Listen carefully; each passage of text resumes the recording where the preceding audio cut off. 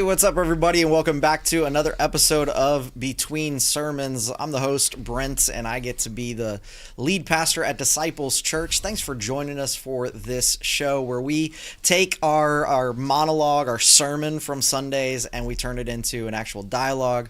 We get to dig a little bit deeper, get a little more practical, and in a lot of ways, this is kind of like a glimpse into what should be happening in your own life when you get with some friends and you talk about the Bible and you talk about sermons and how you can actually grow closer to Jesus. And so you get a glimpse at what that looks like. But hopefully you're also modeling this yourself. But in order to have a conversation, I can't just talk to myself and a camera. So we got other people hanging out. And I feel outnumbered because it's the husband-wife duo coming in. Dun, dun, dun. Dun, dun. What's up, Pastor? How you doing? Oh, yeah, kick us off. Yeah, I'm sorry, I just jumped in. You know what? Since we won, we are here together. No, go ahead, host. No, I apologize, sweetheart. No. I'm always laughing at Pastor Brett because he's like, he says things that, like keywords. I get to be the lead pastor here, and so I don't know. I thought that was funny. He considers it a privilege and an honor that he gets and to he has his energy level is on like 0%. He's responding and delayed. I do have I will admit. So I think we talked about this last week where it was like, man, I'm feeling great. Like this fast's gonna be awesome. And I was like, just wait till next week. Like I'm not gonna be feeling it. And that's, I don't know if it's Saturday night screaming at the Bears, and then cheering for the Bears, and then all of that, and then preaching the 3 services on Sunday while not eating, and then man, and then my wife is sick, and I feel like she's like passing it on to me. So like my energy level today is non-existent. So I'll do my best though. Man, okay, we'll try to carry you a little bit. We'll do some of that. It's all right. We're gonna get into like my favorite subject to talk about. So yeah, I'm sure I'll wake up and be like, yeah, let's go. Yeah. But, yeah. So we're still in the Grounded series, and it's been, I like it. Yesterday was a lot of meat. You know how they say like messages could be full of meat and spit out the bones. No, there was no bones to spit out. It was all meat. I don't know that there was a sermon in it though. Like I felt like I was like giving a lecture. Like this is like, okay, you're calling yourself a disciple. This is what that means. Like, I don't know. It felt less sermon-y. What makes a sermon? Give us a quick. I don't know. Like personal story to illustrate the text. 3 points in a poem. Yeah. At the end. No. Yeah. Like, okay, let's do that here today. No, it was very informal though, and very. I mean, I loved it. I'm that type of guy. I'm a nerd to a certain extent. However, though, I think everything you mentioned, everything you laid out was essential. I hope so. We labeled it discipleship with our booklet. Exactly. Plug. No, this is going to be the plug for today. It's going to lead our conversation. I love telling people, hey, just stick it in your Bible. And people are like looking at their Bible. It's like this big. And they're looking at this card that's like this big. And they're like, do I fold it? Like, how do I get it to fit? Fun fact. Fun fact. This is the size that they use like to print out maps. So I think it's a map. It's a map. It's a map because we could have called it roadmap to discipleship. I love it because when I got it back in the mail, I'm like, this is huge. And so I Googled, I'm like, this can't be the standard size. And there's 2 sizes. There's this size and then there's the smaller size. It was just, that's a fun fact. Gotcha. So I went with the bigger size. And when we got it at home, she was like, this is huge. This is so big. I said, well, it's a big deal. It's a big deal. It is a big deal. And it's a roadmap. I love how you just spin it all. It's a big deal. Spin it all. Yes. So what was your favorite part of the message yesterday? Because it was a message. It was a sermon. It was. The part when you brought up on the back of the sweatshirts. That was a joke, by the way. About, right, disciple sweatshirts. And on the back of it, it says, one of the words is devoted, discipline, and duplicated. Yep. Correct? So I was paying attention. But what stood out to me was that because it coincided perfectly with what the Lord placed on me and Ti'heasha's heart, even for our life group, the word devoted, primarily. And we've been saying that word everywhere lately. Yeah.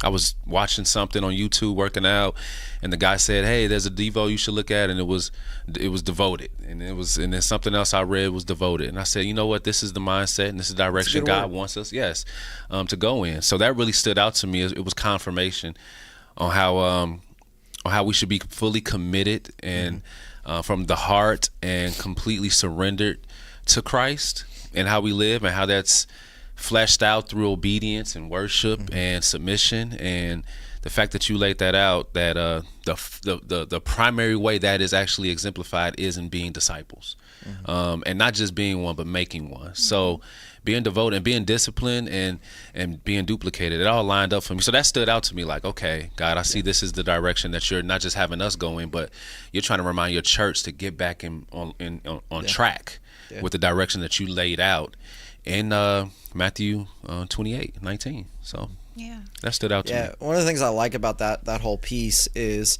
so like we had made the sweatshirt. I even talked about those 3 words in that message leading up to First Love, where we started selling the sweatshirt. And we had given the definition of a disciple, but I'd done them separately.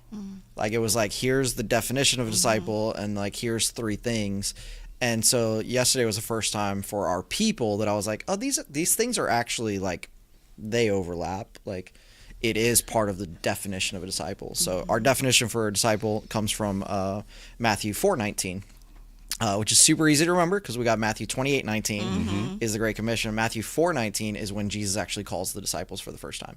Shows up and he says, come follow me and I will make you fishers of men. And so that come follow me, obviously, if you're going to be a disciple, you've got to be following Jesus, and we follow him through devotion, like where he is the most important thing, and we're devoted to his teachings, to following his word, to all of that. We're devoted to him in love.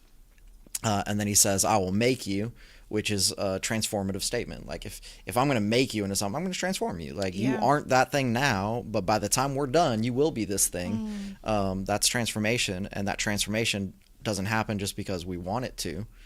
It actually happens when we become disciplined to like actually do the things that Jesus called us to do and tells us to do and commands us to do.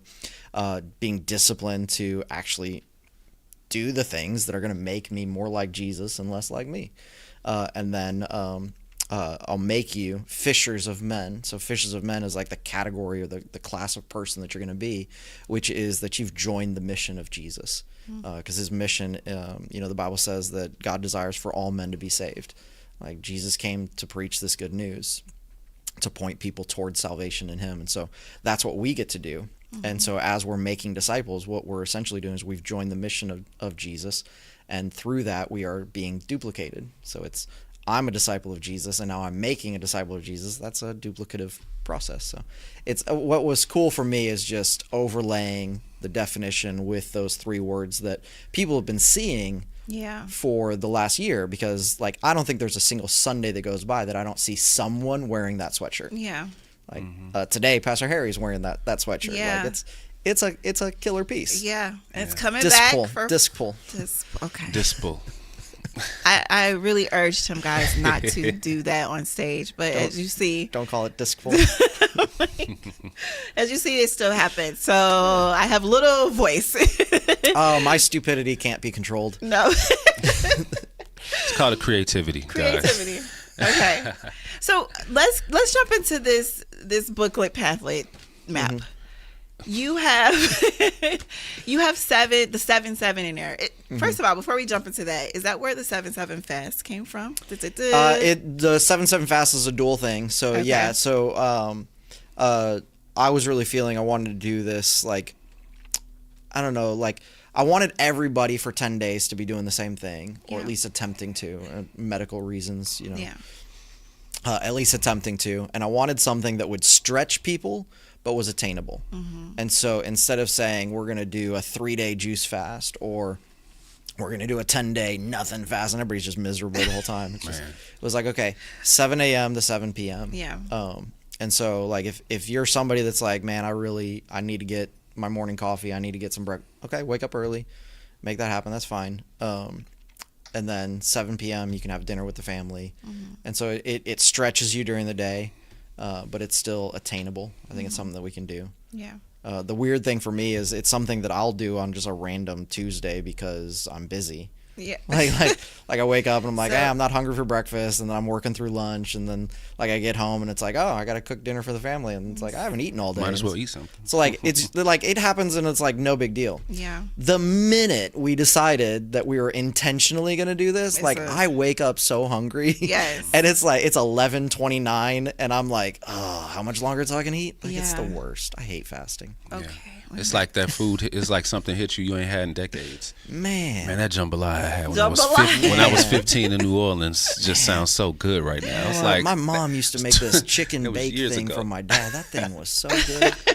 I haven't even seen it in 20 years. Let's get back on track because right now I feel like our stomachs are taking over the podcast. Right, because we're still fasting. We're still fasting. We got a couple more days and we're clear. So the 7 you have the 7 practices. Well, the practices. So the 7 foundational truths, and then the 7 habits of a disciple. How did you land with these? Like, how did you get these? Did you create these? Yeah. So I created the 7 and the 7. Awesome. So it's 7 foundational truths that form 7 habits, and so it's not necessarily like a 1-to-1. It's not like the first truth gives you the first habit, right. But it's like if you gain understanding of these 7 things, this is our reaction to it or response. Or out of that, we're going to do these 7 things. And honestly, that list has changed a lot over the last probably year and a half. Okay. As I've just been trying to hone in on like what I feel is the most important. And like there's things that are not on that list that I absolutely like. Please don't look at that list and be like, oh, Brent doesn't believe in this thing. Like missions doesn't technically show up on that list. Okay. Do I think every disciple should at least experience missions or support missions? Absolutely, 100%. But I wanted it to be bite-sized. Honestly, the concept of it I did take from a church in where are they at? Maybe in Texas. I forget. I was at a conference that they were doing, and they had a much smaller 7 and 7 pamphlet. But theirs was based on totally different things that their church was doing, and it walked through 7 things you need to know and 7 things you need to do. But their list, I think we might have like 2 or 3 things that are like mirrored in both places. Okay. So a lot of it was me, and then I gave it to our staff in different iterations, and I was like, okay, pick this apart, help tweak this, help guide this. Talked with my dad about it, talked with Pastor Jason about it, talked with Carlton, several different pastors on staff in private meetings, just say, okay, in the public meetings, nobody wants to say Brent's wrong. Right. In my office, you can tell me I'm wrong. Like, is there something that I'm missing? Is there something that you feel should be a higher priority than it is? Would you articulate these things differently? Yeah. And so, there was a lot of prayer, a lot of study, a lot of discussion to try and hone in on what I think are the foundational truths that we need to know. Awesome. And so that's one of your objectives for creating this, is so that as a church everybody's got so like the whole purpose of this is I want everybody to know the plan. Got it. Because like you come into our building, if you haven't been in our building before, like on like the biggest wall there is in our lobby, it just says be one, make one. And then every time we're dismissing service, we're like, all right, don't forget, be one, make one. If like we got shirts, we got like everything says be one, make one. And a lot of times I talked with people and they're like, man, I'm so excited about this. I love this. How do I do this? And it was like, I'm still trying to figure out what does it actually mean to be one? Is that just like I come to church, or like I go, like I'm in a group, or like I read my Bible? Like, what does it actually mean to be one and make one? Is that like, does everybody have to do that? Yeah. Is that like the evangelist thing or the missionary thing or the pastor thing? Like, can make one be like, I raise my kids to go to church and that's how I'm making disciples? And so I get lots of questions about like, how do we do this thing? And like I've joked with our staff for a while now, like we rebranded, we renamed our church Disciples Church. And I was very upfront with the staff. I said, okay, we're building the plane in the air. Or if you like boats better, we're building the boat on the ocean. like we're in this thing and we're still figuring it out as we go. And this is like after a year of that, right?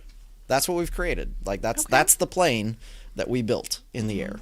Okay. To hopefully give people, clear like plan to follow. Like, okay, when we say be one, this is what it means. When we say make one, this is what it means. This is how you do it. And even before that, like in the booklet, like we've got the definition of a disciple, so you got clear understanding. We got the goal of disciples, you know what we're reaching for. And then we break it down, the disciples. To be one, you got to follow the path and follow the practices of a disciple. And then to make one, it's all about IRD and MTech. I know. I was so waiting for you to shake your head the moment I said IRD and MTech. Nobody appreciates my creativity. That's a school we're starting, by the way. Yeah, and this is the book where that Pastor Brent is writing. He's writing a book called Discipleship Essentials. There's already like a dozen of them. There's a bunch. I've got like 3 different Discipleship Essential books that have like a different subtitle written by different people, and I'm like, which one's the essential? That is a good point. We'll just say for Disciples Church, that's our essential. That's our essential. Yeah. So David, what's your experience with discipleship, and how has like being a part of this shift in our church, like getting very clear on what we believe and what we stand for? How has that been for you, like merging what you knew about discipleship to where we are now? Well, I would say it falls in line with, I would say, a passion and a practice that I was a part of years ago, which is how I met you, actually. Yeah. We was a part of a life group, not a life group, actually a community of individuals back in 2007, some years back, and they were heavy on discipleship, really big on community, life on life. Yeah. IRD, right? That's you made that up, IRD. Intentional, relational, discipleship. Can you even call it like making it up? Like I just took the first letter. Intentional, relational, discipleship is not me. That's like, I think just about anybody that's in a discipleship space is going to tell you it's got to be intentional, it's got to be relational. Okay, yeah. And so I just, my dumb brain just says I for intentional, R for relational. Can y'all stretch our hands? Your pastor's creative brain. Stretch your hands towards Pastor Red. He talks about himself. When I say things like that, like that's not even like. Thank you. Stop talking about your. Be kind to yourself. Yes. Thank you. I think it's funny. We are your community. We're gonna hold you accountable with these words. So IRD. Yeah, I guess we were practicing that before we knew about the acronym of it. So really big on community, big on fellowship. More things are caught than taught. Things were taught, but a lot of things were caught. So I had a great view of my buddy's marriage and their children and raising kids and how they dealt with conflict, and some of my other friends, how they dealt with things like education. Even my single friends who were going to school for further education, that encouraged me to pursue more when it came to that. And their devotion to getting into the Word, getting up early, accountability, questions, uncomfortable moments that were like, okay, I've never been asked this before. This is awkward, but they were needed for my growth and progression. Being challenged, being encouraged to say, okay, David, you're 22. What's your goals? What's your plans? Where you going to go in life? How you going to get there? What does 5 years down the road look like? How's your private life looking? All those things, they played a role, and they fell perfectly in line with what you taught us yesterday in intentional relational discipleship. It brought back those memories. Some of those memories were challenging.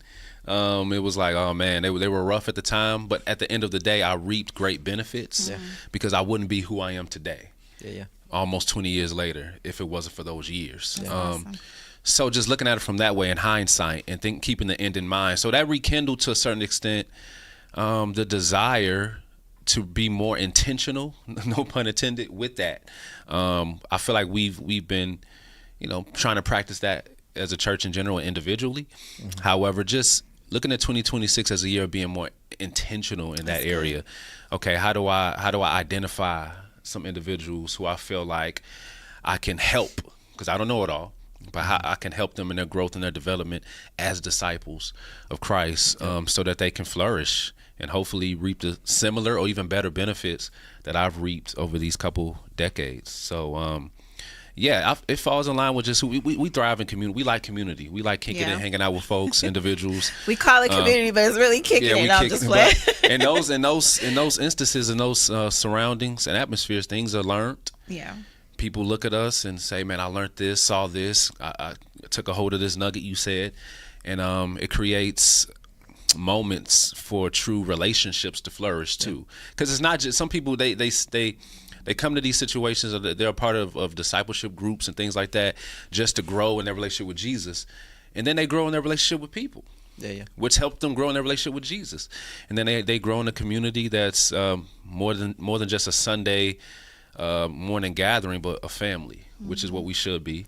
And I believe that mimics what the book of Acts tells us, how they were growing in community, and they had all things in common, and they were breaking bread and sharing things together. So yeah, it falls right in line with the heartbeat, I feel like, that that I have, and what we as believers should have. So yeah, I'm enjoying it. I look forward to what God is going to do through it. So for this is a question for both of you guys. That B1 part, I feel like leaders can kind of skip over that part. It's like, oh, I've been a disciple. I've been discipled. Is there an expiration date on how long you should be one before you move into the make one? Like, what is that looking like in your lives personally? Yeah, so I want to jump in there because both of these, the B1 and make one, it's never ending. Like even the, like we talked about the path, like the finish line for the path is when you die. Yeah. Like, or if Jesus comes back before you die, either way, the end of the path to know God, find freedom, grow in purpose, make a difference. The end of that path is when Jesus looks at you and says, well done, my good and faithful servant. Like, that's how you know you've reached the finish line. Until that moment, like, I am still called to be a disciple. Like, there's never a moment in my life when I'm no longer just focused on being a disciple. Like, I'm constantly wanting to learn and grow. I'm constantly working on those habits. Okay, how consistent am I with these habits? Have I missed some moments? Have I missed some opportunities? Have I gotten lazy? Making sure that those habits are always forefront. And then I'm constantly wanting to study and learn and grow. Like, as much as I think I know about the character and nature of God right now, like, I want to know more. I want to go deeper. And like, there's just so much for us to learn about an infinite God. Like, if he's never ending, then our knowledge of him should be never ending.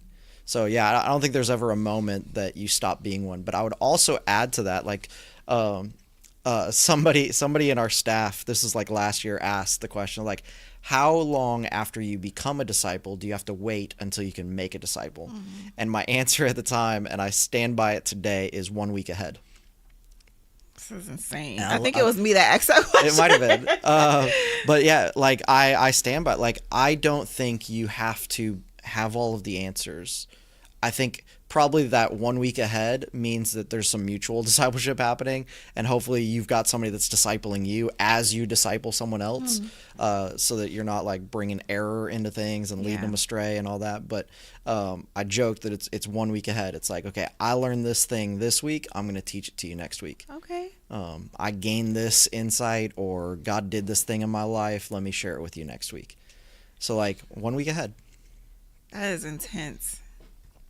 In addition, I understand that makes sense. In addition, I would also add to make sure that the individual who desires to make a disciple is putting themselves in positions to understand what it means to be one intentionally, because we can be zealous for good works, and which is fine. Our zeal should be good. Zeal is good, but it should be tempered a little bit, so that we can understand that we're not the all and be all. And we're not puffed up.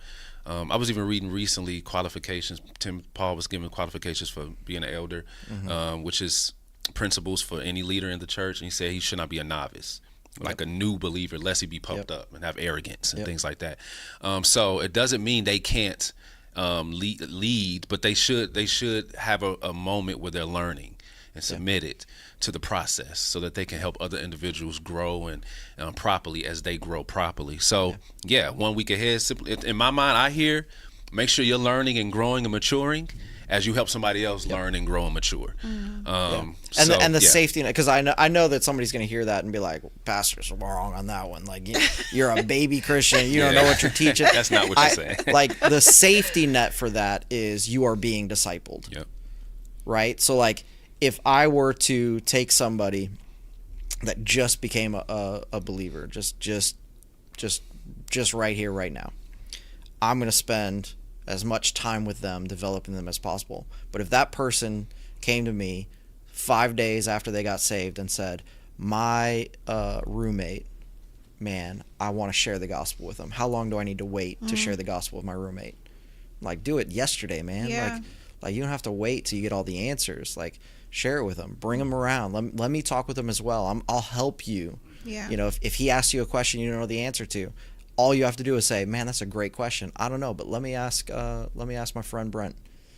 And so, like, yeah, the safety net there is, yeah, you got somebody more mature, more seasoned, further down the road that's discipling you as you disciple someone. Yeah. So what's coming to my mind right now is, because we live in such a social media era, I mean, is it era? Yeah, time. Is, do you have to be discipled by someone that you know, like physically in person, or can you say, I'm being discipled by the pastor at Great Baptist Church on the corner? Yeah, I'm gonna burst some bubbles. Burst them. You're not being discipled by somebody you don't know. You're being taught. Teaching's great. You might also be able to see their life and how it's modeled. However, the problem with the internet is it's a highlight reel, and you don't know what they're really like. Like, when the camera goes off, what are they actually saying to their spouse?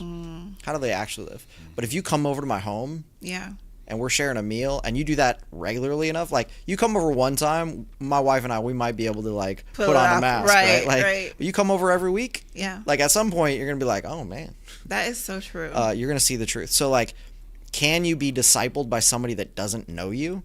No. Yeah. So if you claim that the preacher you're watching, and if that preacher's me, like, I'm not discipling you unless we're in a room together and we're talking and you're sharing your story and I'm pushing back on some stuff and I'm challenging you, not just a general challenge for everyone in the room, but like you directly, then yeah, that's not really discipleship.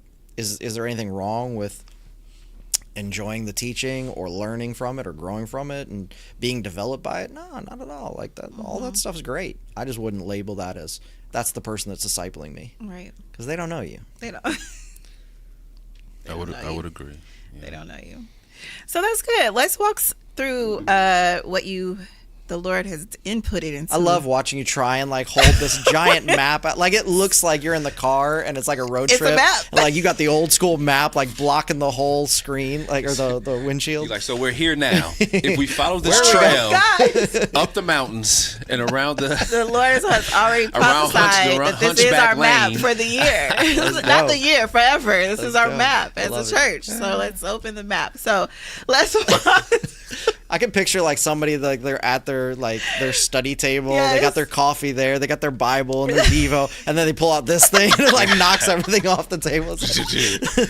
Couldn't they have made this smaller? Oh man, God is amazing. He's so intentional. So let's walk through these.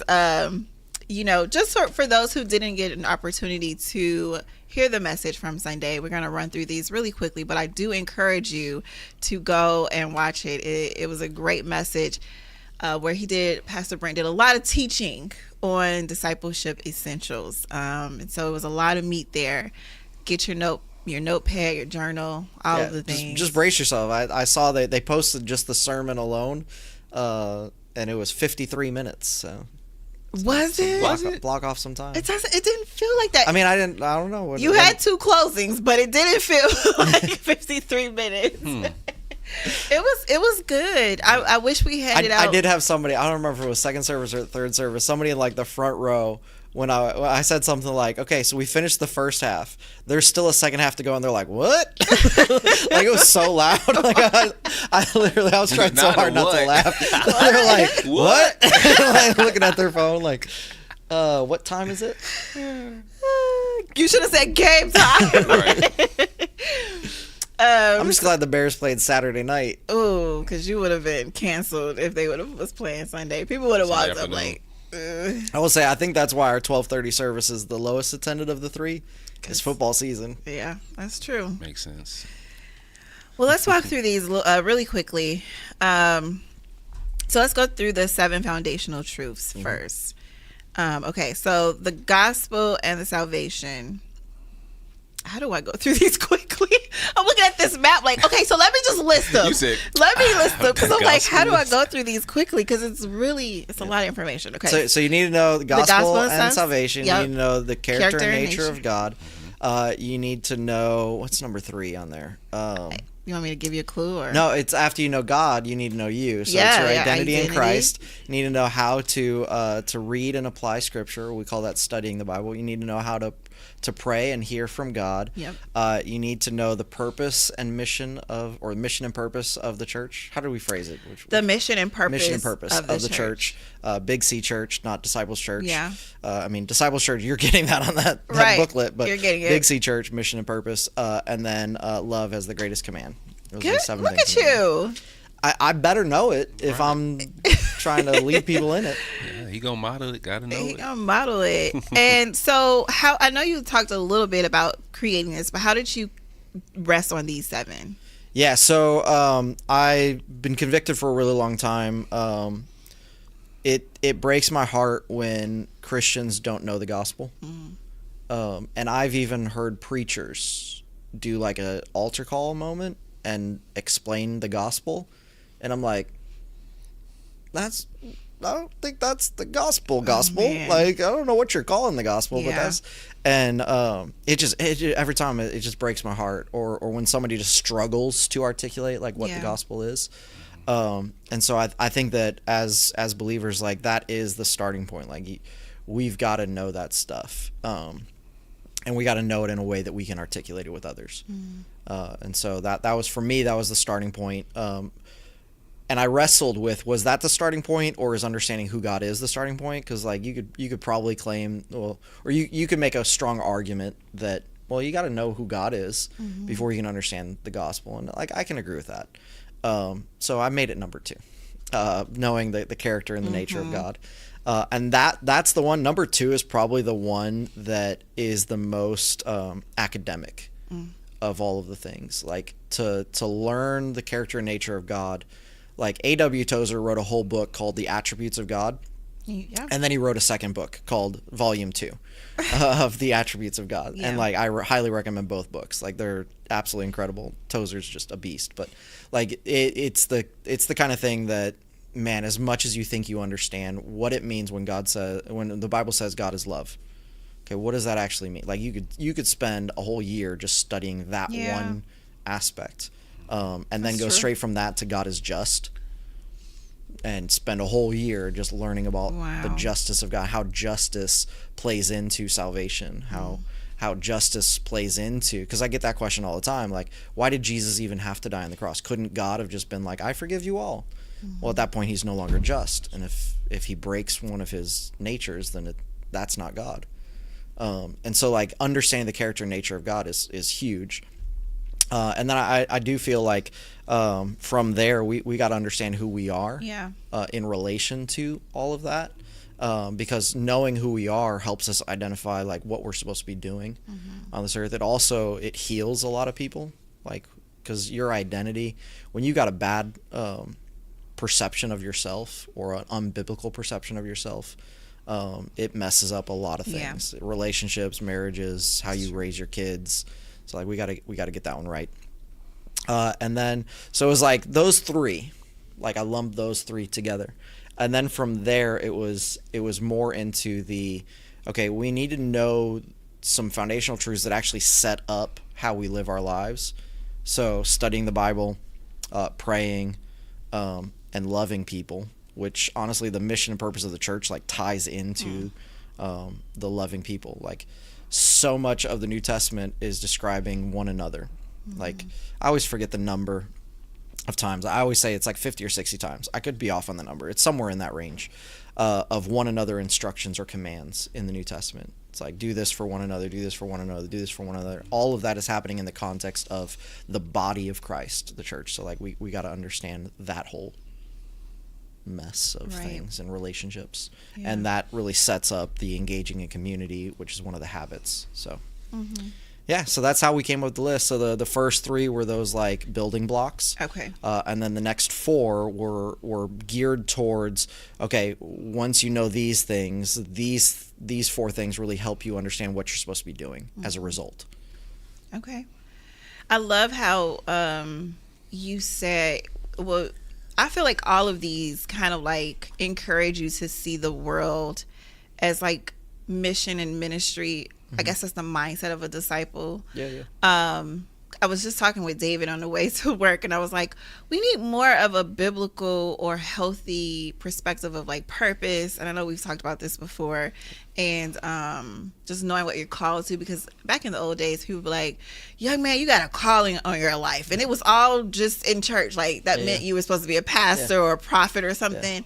And it was never like you were called to be a disciple. And the funny thing is, like, there's never been a more accurate prophecy given to anyone. There is a call on your life.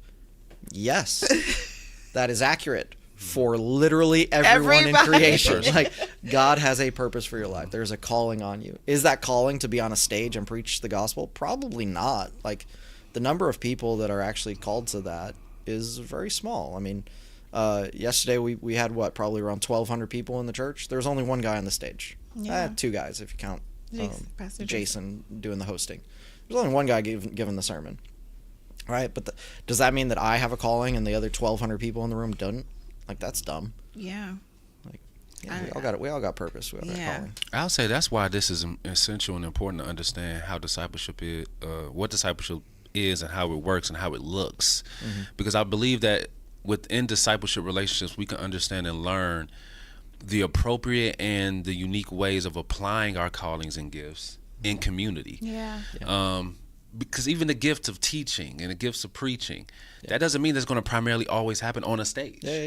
In fact, most of the gifts of the Spirit in general, gifts of teaching, preaching, prophecy, words of knowledge, words of wisdom, a lot of those things happen within community, where you have relationships with individuals and people that you're close-knit to, where you can see those gifts flourish. And in that particular context, it can be weighed and tested and see, like, okay, how does this look? Is this actually biblical? Is this sound? And things like that. But like you said, our common the common way of viewing things, and when we hear calling, we think stage, we think lights, we think lights, camera, action before the mass of people, which could happen. But at the end of the day, your calling is just being faithful where God has placed you and utilizing those gifts in everyday relationships, whether one another's can be applied. So just discipleship relationships can help us understand how that even looks, so that we don't feel discouraged when is it going to be my turn, so to speak. Your turn is whenever you're in community and we're just building and doing life together, and God is using you. That's so good. And your gifts. I really do hope that encourage those watching, and you can be struggling with that question, and that's what I love about the mission that God gave you for our church, is like, you're really calling us all to a higher standard, and God has used you to call us all higher, and like to really see ourselves as like brothers and sisters in Christ, doing life together and continuing to grow. And so that's what I love about these essentials, and I think this is a perfect roadmap to knowing if you're doing it right. This is a good. Should we use this as a checklist? I don't like using it as a checklist, because then it feels like once I've checked the box, then that's it. I'm done with it. Okay. Right? And so like even when we get into the habits, like I want them to be rhythms, not things you just check off because you've accomplished it. Like, got it. I want this to become a pattern in your life. So yeah, but I mean, if you were to say, hey, I want to dedicate this month to truth number 1, I think that's awesome. Are you going to cover everything in that month? No, not even close. You could say for the first year, I'm just going to cover this first. Like, cool. I'm still not going to cover it all. Like, it's because it's never ending. So I don't necessarily like the thought process of just checking it off, but I get why some people gravitate toward that. Like, they want to be able to say, okay, I did it today. I'm going to put it back on my checklist tomorrow, but at least I can say today that I've accomplished, and I'm not mad at you. Yeah. Okay. Why was this important for you to teach before we went into the Luke series? Because we're going into the Luke series as disciples. Got it. And so, like, I wanted to make sure that we understood what that meant and what that looks like. I also, the Luke series is going to be very different than what our church is accustomed to, because we have been a topical church for topical teaching church for 35 years, and I've introduced expository teaching through 1 Peter, Ephesians, and James. All three of those are epistles that are written in very like dense, compact teachings. So like you can take one sentence and you could preach a fire sermon from that one sentence kind of thing. The Gospels are written as historical narrative. And so like we're getting more story, which is going to be great because some people are like, I need stories. Like Paul is putting me to sleep. I need the story. So they're going to love that aspect of it. But it's going to be less dense. But at the same time, there's a lot of chapters, way more than we've gone through before. Like it's going to take us a long time to walk through this. It also way to keep us encouraged. Yeah. I love it though. I'm excited. Like it's gonna be good. Just throw out the calendar. Let's just go. It's gonna be good. But I also say like there are some things that people are they're gonna miss out on because it's not in the text for today. Right? So like when somebody's like, man, but I'm just dealing with marriage issues. Okay.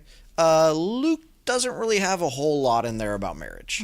Now, yes, there's principles of following Jesus that are present in Luke that would apply to your marriage and help in your marriage.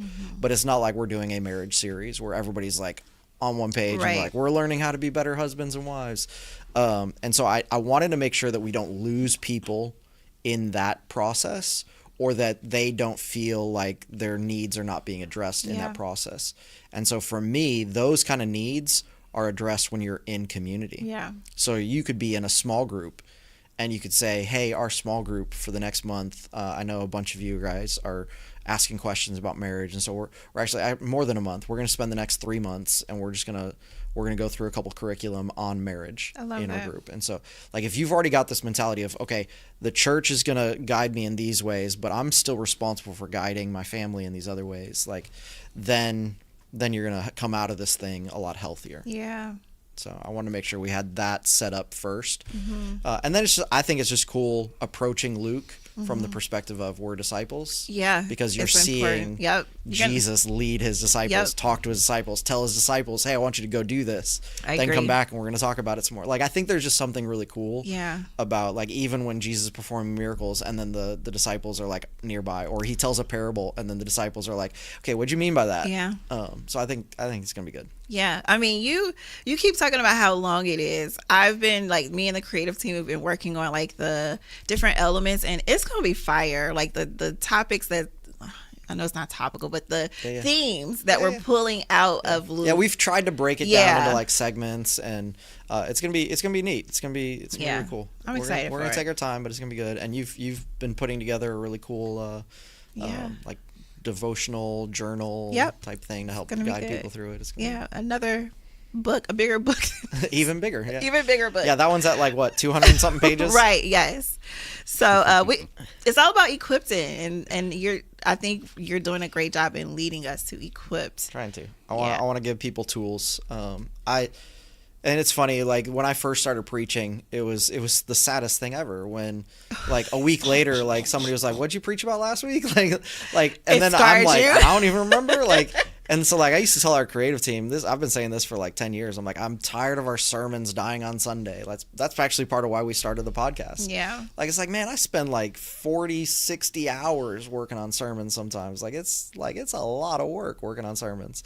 And then people hear it for 35, 40 minutes and then move on. That's it. And it's like, well, hopefully they took something that they're going to work with, but I don't know if they are or not.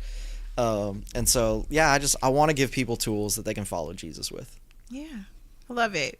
So let's end with talking about So we did our 7 truths. You want to get our 7? What time is it? Yeah, we got a couple minutes. The 7 habits. Let's go for the 7 habits. Okay, let me read them. Meet with God daily. Okay, go ahead. Meet with God daily. Serve faithfully. Okay. live generously. No, that's number 4. That was number 4. Okay, serve faith. Share your faith intentionally. 4 is live generously. Yep. 5 is Keep that S. why am I blanking on 5? What is the sound? Live generously. We already did serve faithfully. Oh man, this is my fasting brain at work. It's okay. I said, You want me to sing it? Keep the S, Bishop. You sing about it. I think we sang the song yesterday. All right, you gotta have to just give it to me. Surrender? Surrender Oh, daily. surrender I said, daily. keep the How S. did I forget Keep that? the S. You would Oh add. my all the goodness. clues. He We was like sing number about 5. it. Yes. Keep going. Oh man, that's so sad. Yes, 5 is surrender daily. You know what it is? That's the hardest one to do. That's why you're I was probably like, I was right. thinking that too. I was like, ooh, that's the tough. So we're gonna surrender daily. Number 6 is you're gonna love like Jesus, and number 7 is you're going to engage in community consistently. Good job, I got there. Pastor. I got tripped up on the surrender part. it's That's- okay. I guess that's what I need to work on today. That's what I was going to ask. What number do you need to work on? Number 5. Apparently, What is the most? I'll throw this out there for both of you guys. Out of this list, what's an area you feel like God is calling you to go higher in? I'll say number 1. Meet with Him daily. They all flow. I'm looking at you. You get up and meet with God daily. I still need to. So what more can you do? Sometimes it's a heart posture, Get them together. not just an action.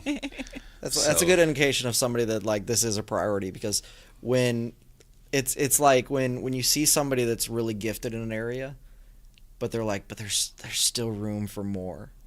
Like there's something beautiful about that. Yeah. So, Good job. Yeah, there's room for more. Nice. So yeah, I need to. Sometimes I'm there physically, You sitting there. but mentally I'm like, I'm thinking about the game and I'm thinking about something else pops up that needs. It's like, okay, Lord, I'm meeting with you. I got up. But okay, God, help me align my heart and my mind into this moment, and help me not drift. Because also, when I look at the habits, I'm looking on the phone on the app, people. If you don't have the, We don't talk about that right now. but anyway, if you meet with God daily, you meet with God daily, everything else flows. I feel Yes. like when you meet with God daily, you develop a heart and a desire and a transformation, a new perspective each day, which helps aid you in serving and sharing and living generously, surrendering, loving, Yeah, and that's engaging true. community. So I just see it as the foundation for me. So yeah, even though I know you saying you get up, I see you get up. At the end of the day, my mind sometimes and my heart and my actions aren't aligned. Should I take that as a sign that you do that with me? You like This, leave me out. this has everything to do with Jesus. Everything to do This with isn't about Jesus. you, Ti'heasha. And It's about Jesus. so I have to make sure. Okay. Because even that helps with us. See Okay. how slit that is? So, but yes, but being in line and making sure I meet with him daily. I gotta, I want to make sure it's not just an act I'm checking off. Because sometimes I just feel like, Yeah. I know God has called me to do so, which is why I try to be consistent. But sometimes it's like, oh, God, okay, let me just go ahead and do this because I know I'm supposed to. But I don't want to see it as something I'm supposed to. I have to. I want to see it as something I get to. Yeah. Similar how Brent says, I get to lead Disciples Church. Man, that would be in my head all the I time. get to meet with Jesus every day. So I want to make sure I, Get to is way better than have to. yeah. It's a privilege. Something that's, It's look a forward to. motivation. So that's me. Yeah, I think I'll stress that once again, all of us are needing to grow in all 7. Like there's not a which one have you mastered? Okay, It's that. So, but I will say, so while I'm wanting to grow in all of them, I think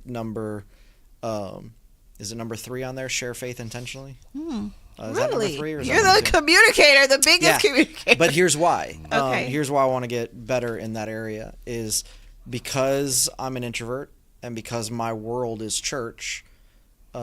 Me sharing faith intentionally ends up being what I do in church settings. Got it. Podcast, on the stage with my discipleship group, like in those spaces. And like I'm not social. So like I kind of know my neighbors like barely, but especially in the winter, like you don't see neighbors in Chicago until the weather turns again, That's unless true. it's like over a snowblower and you're like, hey. Yeah. And so like I know I know like the neighbor across the street, I know their faith journey a little bit. I know a little bit of neighbor on one side's faith journey. I don't know anything about the neighbor on the other side. And then a lot of times, like my potential for social interaction is, I hate that I say that as like social interaction. Right. Anyways, is my middle son being a soccer player, so it's soccer practices, soccer games, and stuff. But even there, like a lot of times, like I walk in, I've got AirPods in, and I'm kind of in my own world. Wow. And so. Do that intentionally. No, Needing to step out a little bit more in that intentional space. That's good. And not allow sharing my faith be the thing that I do when I'm on a missions trip or when I'm on a stage or when I have a microphone or when I'm with other Christians or in the lobby talking with somebody like, or even just like the internet. Like I'll still do a lot of random stuff on the internet, but I want to do more face-to-face intentional. We can make that happen with our creative team. We can set you up, have someone follow you around with a camera. I don't want it on camera. Okay. Brent, in addition, I would say that's something that the Lord has been trying to work with me too in that area. I know I said the first one, everything flows, but to be more specific, that's just something that it just sparked. Let the man have a memory. Me too. It sparked a memory. There was a moment where I used to look at, when I meet people, the first thing I would think is like, how do I tell this person about Jesus? Like, do you know the Lord? I feel like we're not talking by accident. This is a divine appointment. Like that, I used to think that often, and that waned a little bit. And if I'm around you long enough, you're gonna know I'm a believer, and I'm gonna share my faith, and my distinctions is gonna bleed out. But it was a point where it was like, hey, yeah, man, let me ask you a question. You know anything? I used to carry tracts, gospel tracts, stuff like that, and I feel like that's, when you mentioned it yesterday even, I was like, man, I need to get back to that in some form of fashion. Just make sure you carry one smaller than that book. Yeah. You don't want to scare. Listen, let me tell you about Jesus. They got a sheet. Let me walk you. This is you. Here's the Romans road. You're in sin. Let's lead to salvation, repentance. Oh my God, the literal Romans road. The Romans roadmap. Yeah. Listen, we're keeping it this size. I've just decided.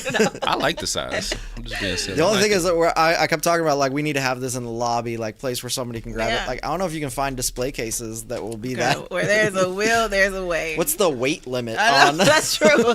That is true. That's funny. Very true. We'll make a vending machine and you just, it'll come back. We're going to figure it out, people. We're going to figure it out. Oh my gosh. No, those are good. I'll say for me, it's between meet with God daily and share your faith intentionally. I think I fall in the same space. Man, leaders, we used to get stuff up our game outside of church. We get so comfortable. Just being a copycat today. Yeah, no, I'm not. This whatever, is a real. Whatever David says. I think this is a real issue that leaders have. Yeah, for sure. We find that pocket within the body, within the building. I'll say the church space. Yeah. And we kind of get comfortable there. Yeah, and sadly, honestly, like, one of my excuses, and I will call it an excuse, is like, man, when you've been talking about it, thinking about it, doing it all day long at work, you come home and you're just like, can I just have a regular conversation, or just conversation would be great. But that's my introvert itself. Yeah, that is so true. Yeah, I think that's why it's common for a lot of pastors. But I also know some pastors that, man, they are evangelists first and pastors second, and like been out to lunch with them before, and it's like the waiter comes over, hi, my name is blah blah blah, and they're like, hey, do you know Jesus? Like, hey, we're gonna be praying over our food in a minute. Is there anything I can be praying about for you? And like they just go straight for it. And I'm like, I love that. That's awesome. And then I go to a restaurant by myself or with my family, and the waiter comes, hi, my name is, hey, nice to meet you. All right, I'll have the... giving them 12 pancakes. Not necessarily modeling. 12 pancakes? What are you trying to say? What kind of fat joke was that? Wow. That was... Andy, did you hear that? Jeez. 12 pancakes. My goodness. That came out of left. That came out of left field. And don't forget my syrup. I mean, I will say...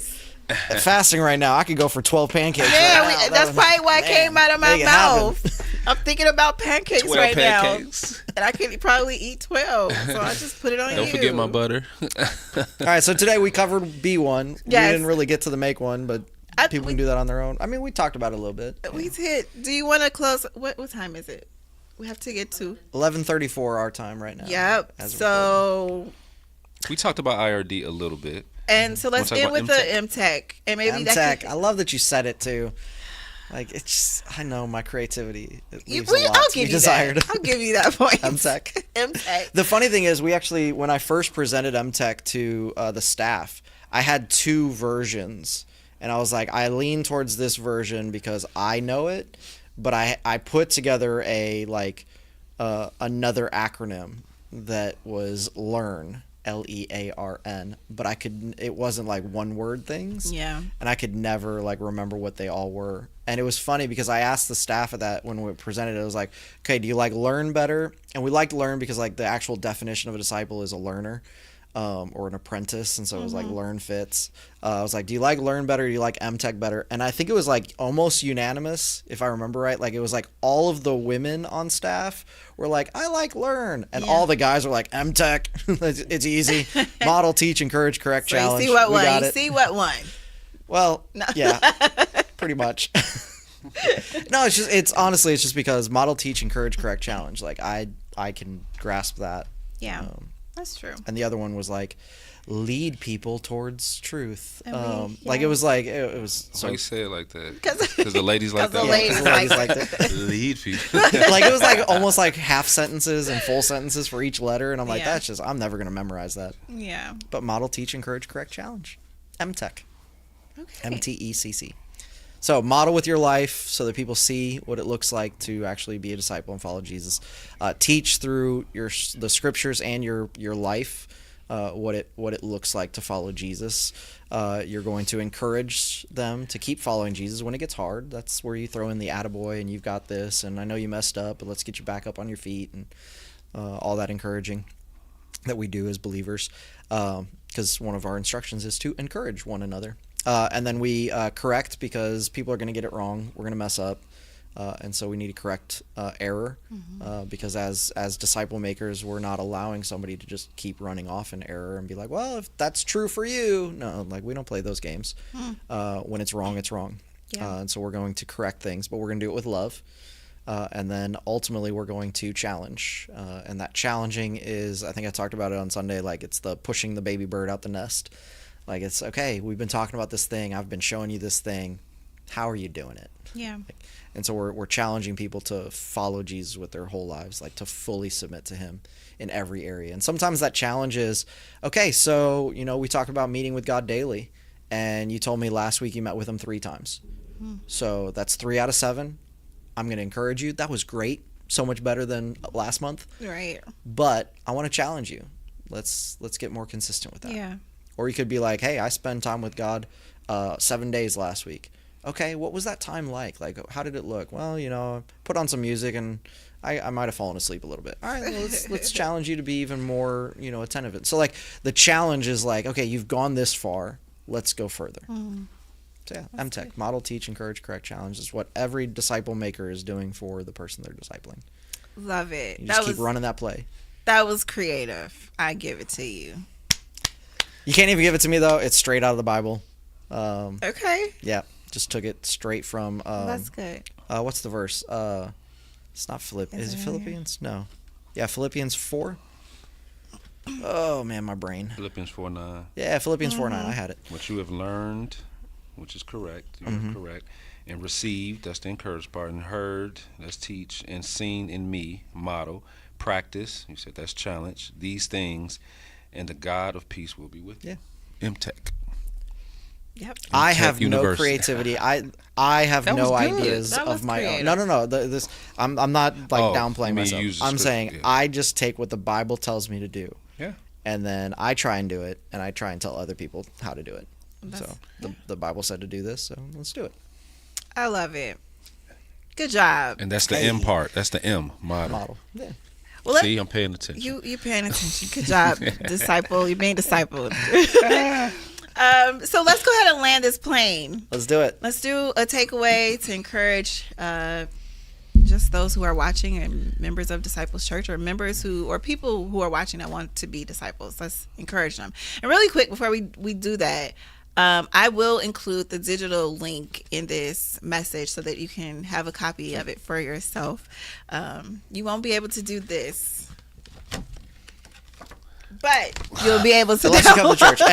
And I heard we gave out every single one that you ordered. So I have to order so we're some gonna order some more. Hopefully they should be here. Yeah. They're pretty quick. Oh, yeah. So they should be They'll here, be here this coming Sunday. Yes. So, but yes, let's give our takeaways. You want to go first? I would say I want to encourage everyone to get in a group.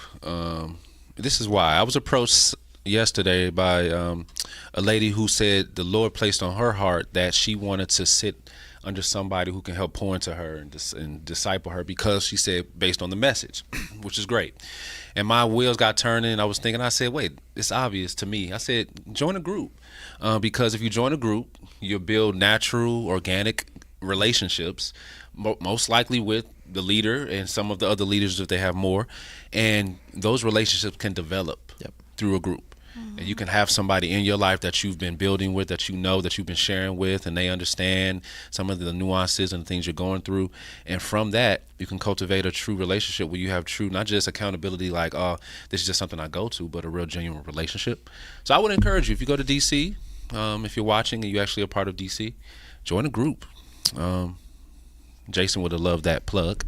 But yeah, get in the group. I feel like that would be there's a bunch of new groups being added actually right now, because February is like a fresh fresh cycle launch.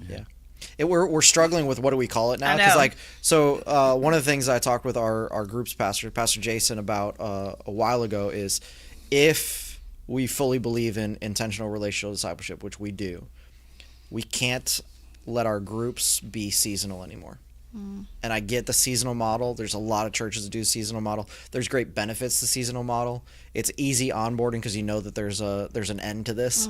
It's like, okay, I can do that for 6 weeks. I can do that for 10 weeks. It's easy. It's also easier on leaders because they can say, I know that I've got a break coming at this. So like the seasonal approach makes a lot of sense until you get into a church setting where you say the way to make disciples is through relationship. We always have to have that available. And so some of our groups will still take, not some, probably all of our groups will still take random breaks and things. They just won't all be broken at the same, They won't all be breaking at the same time. They'll I don't know the right way to say that. That sounded weird, like a breaking. They like the group's broken? No. Like they're not going to take a break all at the same time. Yes. So if you have not connected with a group, like there should always be something available for you moving forward. So that basically starts February.